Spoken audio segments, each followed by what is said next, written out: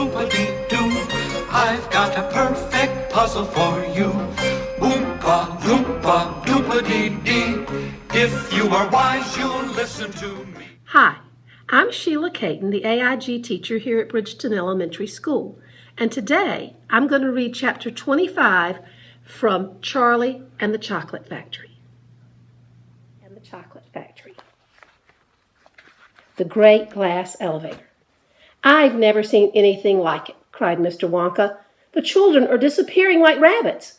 But you mustn't worry about it. They'll all come out in the wash." Mr. Wonka looked at the little group that stood beside him in the corridor. There were only 2 children left now, Mike Teavee and Charlie Bucket. And there were 3 grown-ups, Mr. and Mrs. Teavee and Grandpa Joe. "Shall we move on?" Mr. Wonka asked. "Oh, yes," cried Charlie and Grandpa Joe both together. "My feet are getting tired," said Mike Teavee. "I want to watch television." "If you're tired, then we'd better take the elevator," said Mr. Wonka. "It's over here. Come on, in we go." He stepped across the passage to a pair of double doors. The doors slid open, and the 2 children and the grown-ups went in. "Now then," cried Mr. Wonka, "which button shall we press first? Take your pick." Well, Charlie Bucket stared around him in astonishment.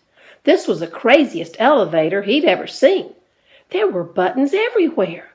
The walls and even the ceilings were covered all over with rows and rows and rows of small black push buttons. There must have been 1,000 of them on each wall, and another 1,000 on the ceiling. And now Charlie noticed that every single button had a tiny printed label beside it telling you which room you would be taken to if you pressed it. "This isn't just an ordinary up-and-down elevator," announced Mr. Wonka proudly. "This elevator can go sideways and long ways and slant ways and any other way you can think of. It can visit any single room in the whole factory, no matter where it is. You simply press the button and sing! You're off." "Fantastic," murmured Grandpa Joe. His eyes were shining with excitement as he stared at the rows and rows of buttons. "The whole elevator is made of thick glass."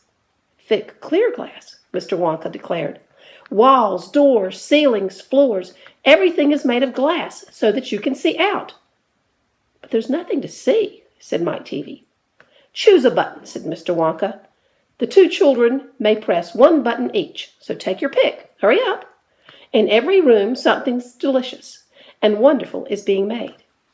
Quickly, Charlie started reading some of the labels alongside the buttons.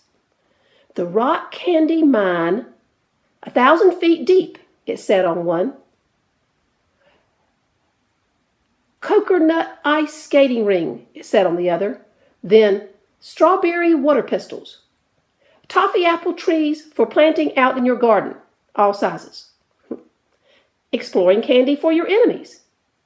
Luminous lollies for eating in bed at night. Mint jujubes for the boy next door. They'll give him green teeth for a month. Cavity-fighting caramels, no more dentist. Stick jaw for talkative parents. Wriggle sweets that wriggle delightfully in your tummy after swallowing. Invisible chocolate bars for eating in class. Candy-coated pencils for sucking. Fizzy lemonade swimming pools. Magic hand fudge. When you hold it in your hand, you taste it in your mouth. Rainbow drops. Suck them and you can spit in 6 different colors." Come on, cried Mr. Wonka. "We can't wait all day." "Isn't there a television room in all this lot?" asked Mike Teavee. "Certainly there's a television room," Mr. Wonka said. "That button over there." He pointed with his finger. Everybody looked. "Television chocolate," it said on the tiny label beside the button. "Whoopee!" shouted Mike Teavee. "That's for me." He stuck out his thumb and he pressed the button. Instantly, there was a tremendous whizzing noise. The doors clanged shut and the elevator leaped away as though it had been stung by a wasp. But it leapt sideways, and all the passengers, except Mr. Wonka, who was holding onto a strap from the ceiling, were flung off their feet onto the floor. Get up! cried Mr. Wonka, roaring with laughter. But just as they were staggering to their feet, The elevator changed directions and swerved violently round a corner, and over they went once more. "Help!" cried Mrs. Teavee. "Take my hand, madam," said Mr. Wonka gallantly. Ooh, there's a picture.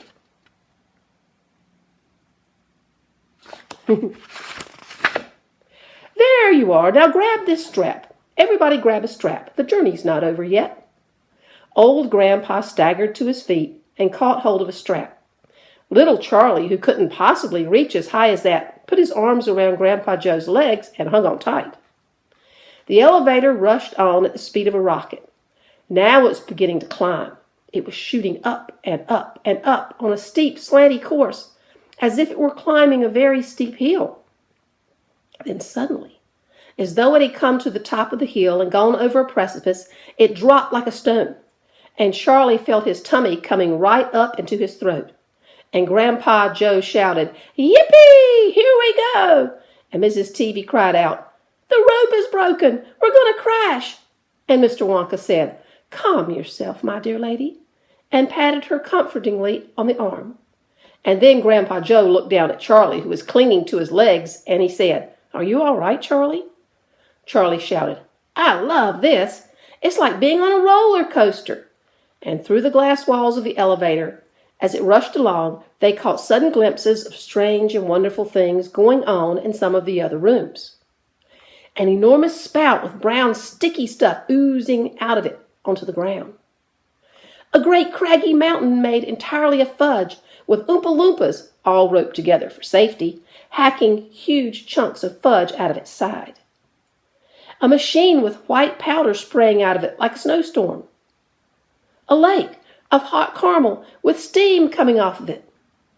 A village of Oompa Loompas with tiny houses and streets, and hundreds of Oompa Loompa children no more than 4 inches high playing in the streets.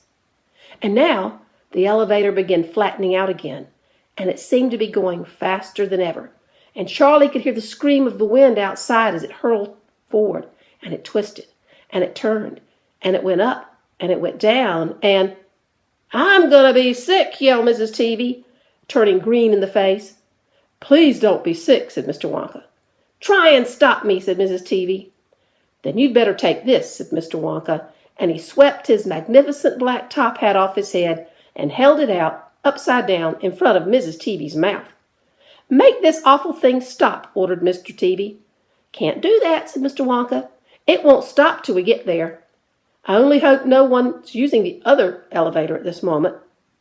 "What other elevator?" screamed Mrs. Teavee. "The one that goes the opposite way on the same track as this one," said Mr. Wonka. "Holy mackerel!" cried Mr. Teavee. "You mean we might have a collision?"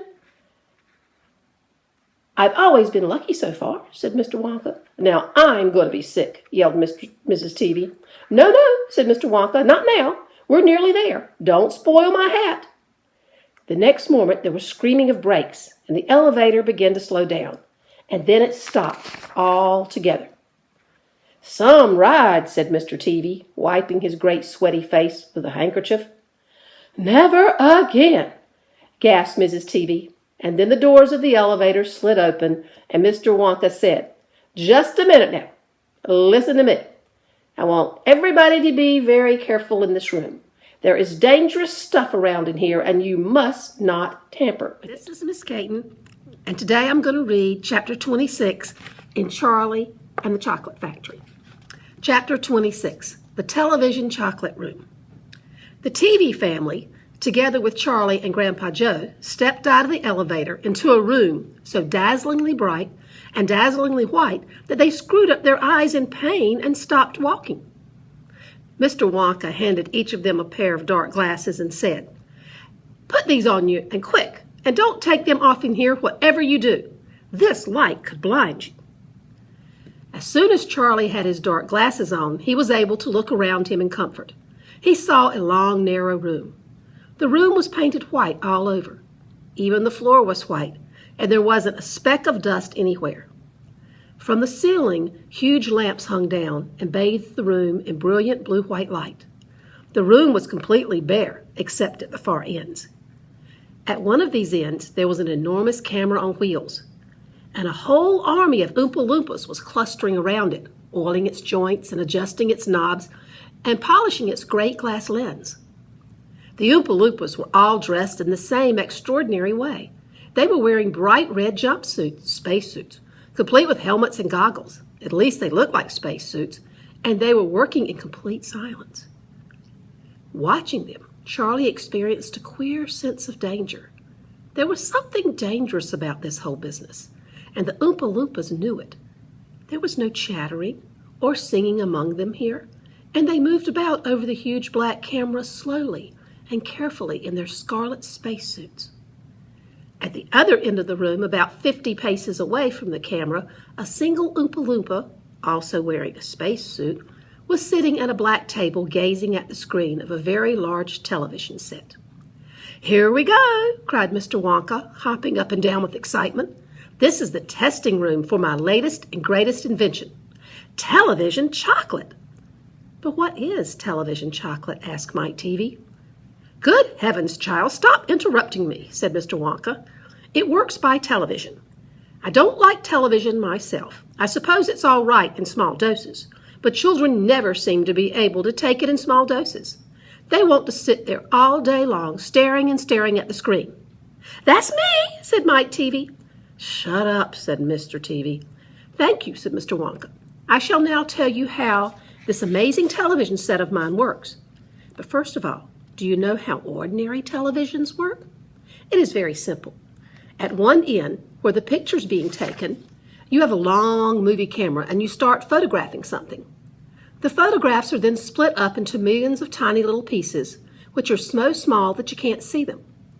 And these little pieces are shot out into the sky by electricity. In the sky, they go whizzling around all over the place until suddenly they hit the antenna on the roof of somebody's house. Then they go flashing down the wire that leads right into the back of the television set. And in there they get jiggled and joggled around until at last every single one of those millions of tiny pieces is fitted back into its right place, just like a jigsaw puzzle. And presto, the photograph appears on the screen." "That isn't exactly how it works," Mike Teavee said. "I'm a little deaf in my left ear," Mr. Wonka said. "You must forgive me if I don't hear everything you say." "I said that isn't exactly how it works," shouted Mike Teavee. "You're a nice boy," Mr. Wonka said, "but you talk too much. Now then, the very first time I saw ordinary television working, I was struck by a tremendous idea. 'Look here,' I shouted. 'If these people can break up a photograph into millions of pieces and send the pieces whizzing around through the air and then put them together again at the other end, why can't I do the same thing with a bar of chocolate? Why can't I send a real bar of chocolate whizzing through the air in tiny pieces and then put the pieces together at the other end, all ready to be eaten?'" "Impossible," said Mike Teavee. "You think so?" cried Mr. Wonka. "Well, watch this. I shall now send a bar of my very best chocolate from one end of this room to the other, by television. Get ready there. Bring in the chocolate." Immediately, 6 Oompa Loompas marched forward carrying on their shoulders the most enormous bar of chocolate Charlie had seen. It was about the size of the mattress he slept on at home. Here's a picture of that. See the bar of chocolate? "It has to be big," Mr. Wonka exclaimed, "because whenever you send something by television, it always comes out much smaller than it was when it went in. Even with ordinary television, when you photograph a big man, he never comes out on your screen any taller than a pencil, does he? Here we go then. Get ready. No, stop. Hold everything. You there. My TV, stand back. You're too close to the camera. There are dangerous rays coming out of that thing. They could break you into a million tiny pieces in 1 second. That's why the Oompa Loompas are wearing space suits. The suits protect them." "All right, that's better. Now then, switch on." One of the Oompa Loompas caught hold of a large switch and pulled it down. There was a blinding flash. "The chocolate's gone," shouted Grandpa Joe, waving his arms. He was quite right. The whole enormous bar of chocolate had disappeared completely into thin air. "It's on its way," cried Mr. Wonka. "It is now rushing through the air above our heads in a million tiny pieces. Quick, Come over here." He dashed over to the other end of the room where the television set was standing, and the others followed him. "Watch the screen," he cried. "Here it comes. Look." The screen flickered and lit up, and then suddenly a small bar of chocolate appeared in the middle of the screen. "Take it," shouted Mr. Wonka, growing more and more excited. "How can you take it?" asked Mike TV, laughing. "It's just a picture on a television screen." "Charlie Bucket," cried Mr. Wonka, "you take it. Reach out and grab it." Charlie put out his hand and touched the screen, and suddenly, miraculously, the bar of chocolate came away in his fingers. He was so surprised he nearly dropped it. "Eat it," shouted Mr. Wonka. "Go on and eat it. It'll be delicious. It's the same bar. It's gotten smaller on the journey, that's all." "It's absolutely fantastic," gasped Grandpa Joe. It's a miracle." "Just imagine," cried Mr. Wonka, "when I start using this across the country, you'll be sitting at home watching television, and suddenly a commercial will flash onto the screen, and a voice will say, 'Eat Wonka chocolates. They're the best in the world. If you don't believe in us, try one for yourself. Now.' And you simply reach out and take one. How about that, eh?" "Terrific," cried Grandpa Joe. "It will change the world."